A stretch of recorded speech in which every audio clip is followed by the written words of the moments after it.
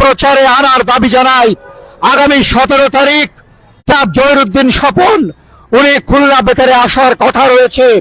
আমরা আশা করব উনি আসার পরে আমাদের এই খুলনা বেতারকে পূর্ণাঙ্গ সম্প্রচারে নেওয়ার ব্যবস্থা তিনি করবেন এবং সেই সাথে বাংলাদেশ টেলিভিশনের খুলনা উপকেন্দ্র সেইটিও চালু করার মতো উদ্যোগ গ্রহণ করা হবে।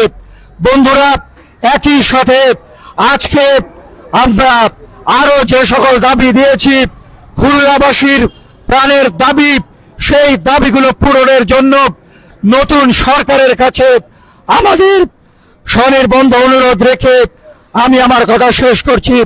সকলকে শুভেচ্ছা। ধন্যবাদ জনাব চন্দন ভাই। এ পর্যায়ে বক্তব্য রাখছেন খুলনার ক্রীড়া ব্যক্তিত্ব, গণতান্ত্রিক মঞ্চের সুরক্ষার নির্বাহী সদস্য জনাব এস.এম. রিজাউল।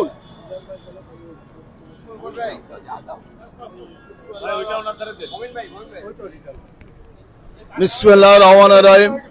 সবসময় আমরা খুলনা বঞ্চিত, সবসময়, এবং যে সরকার আসে সেই সরকার আমলে আমরা খুলনা সব ব্যাপারে বঞ্চিত।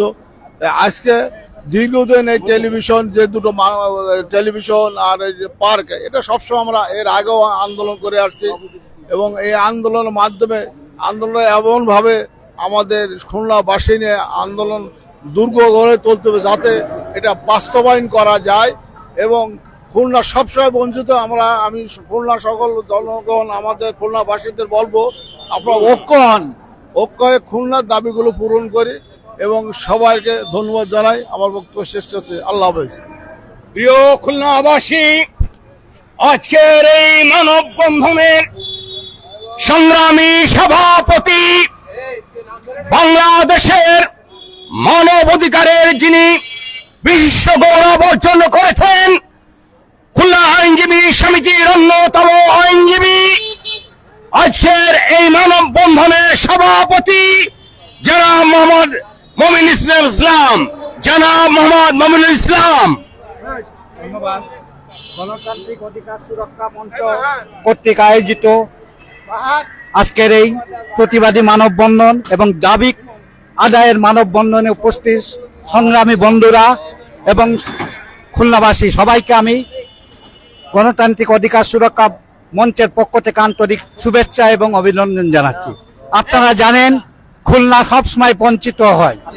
আপনারা এও জানেন যে নতুন সরকার গঠনে খুলনা জেলার কোনো মন্ত্রী পর্যন্ত খুলনার মন্ত্রী পরিষদে নেই। এটা অত্যন্ত দুঃখজনক। আমরা মনে করেছিলাম যে খুলনা টেক্সটাইল মিল, যেটা অচল এবং বন্ধ হয়ে পড়ে আছে, এই টেক্সটাইল মিলকে আধুনিকায়ন করে হয়তো খুলনার কোনো উৎকর্ষ সাধনে বা বিনোদনমূলক কোনো কর্মকাণ্ডের সঙ্গে ওই টেক্সটাইল মিলকে আধুনিকায়ন করা হবে। কিন্তু দুঃখের সঙ্গে বলতে হয় যে ওখানে পরিত্যক্ত অবস্থায় কয়েক বিঘা জমি পড়ে আছে।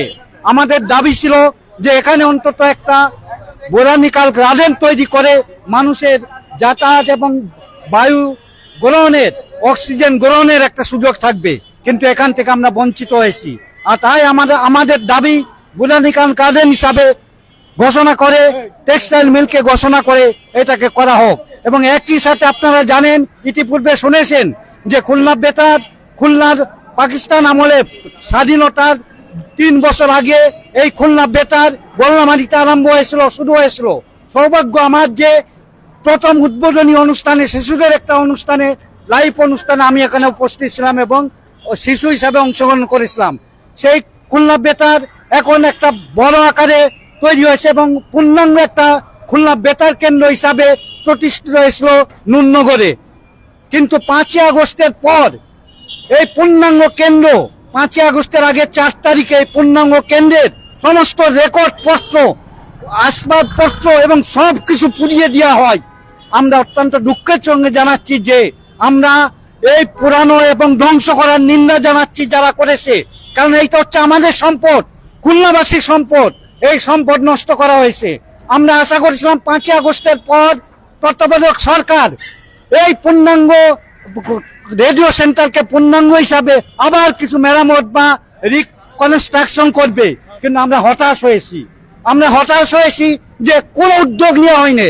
আমরা আশা করেছিলাম যে গণতান্ত্রিক সরকার আসার পর এই ব্যাপারে উদ্যোগ নেওয়া হবে। তো আশার আলো হচ্ছে এই যে আমাদের তথ্যমন্ত্রী জহিরুদ্দিন স্বপন উনি আগামী 17 তারিখে খুলনায় আসবে, এবং আপনারা জানেন জহিরুদ্দিন স্বপন বরিশালের লোক হলেও উনি খুলনাবাসীর নয়নের মণি। উনি খুলনায় তার লেখাপড়ার জীবন শুরু করেছিলেন বিএল কলেজে উনি বিপি হয়েছিলেন, জিএস হয়েছিলেন। আমরা আশা করব জহিরুদ্দিন স্বপন আমাদের ব্যথা, আমাদের কষ্ট, আমাদের শিল্পীদের অনাহারে থাকার ব্যাপার, অমানবিক কার্যকলাপ, অমানবিক জীবনযাপন করার বিষয় উনি উপলব্ধি করবে এবং খুলনা বেতারকে আগের মতো পূর্ণাঙ্গ রূপে সম্প্রচারের ব্যবস্থা করবেন, এই আশাবাদ ব্যক্ত করে এবং সরকারের কাছে আমাদের এই দুইটা দাবি শুধু না, আমাদের খুলনা উন্নয়নের সমস্ত দাবি দেওয়া, যে সংগঠন যে দাবি করেছে সব লিগ্যাল দাবি, এই দাবিগুলো যাতে অচিরেই পূর্ণ হয় এবং পূরণ হয় সেই আশাবাদ ব্যক্ত করে এবং আরেকবার সবাইকে ধন্যবাদ জানিয়ে আজকের এই মানববন্ধনে